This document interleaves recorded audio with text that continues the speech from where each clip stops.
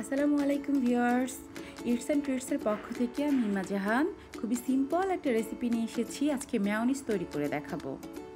তো চলুন দেখি শুরু করি। প্রথমে আমি সরাসরি একটি ব্লেন্ডারের ভিতরে একটা ডিম দিয়ে দিচ্ছি। এরপরে দুইটা রসুন মানে 2 পিস, এরপরে হাফ চা চামচ হচ্ছে সাদা গোলমরিচের গুঁড়া, 1/4 চামচ লবণ, 1 চা চামচ চিনি, 2 টেবিল চামচ গুঁড়ো দুধ এবং 1 চা চামচ লেবুর রস, 1 চা চামচ ভিনেগার, 1 কাপ তেল নিয়েছি। আমি এখানে প্রথমে হাফ কাপ ব্যবহার করব, বাকিটা পরে ব্যবহার করব। এবার ঢেকে ব্লেন্ডারের জন্য সরাসরি চলে যাচ্ছি। আমরা প্রথমে 1 মিনিট হাই স্পিডে বিট করব, পুরো 1 মিনিট বিট করতে হবে। 1 মিনিট বিট করার পরে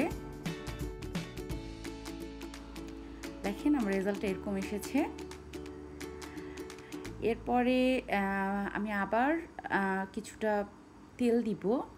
এখানে আমি পুরো 1 কাপ দেইনি, 1 কাপে একটু কম মানে 1/3 কাপ ব্যবহার করেছি।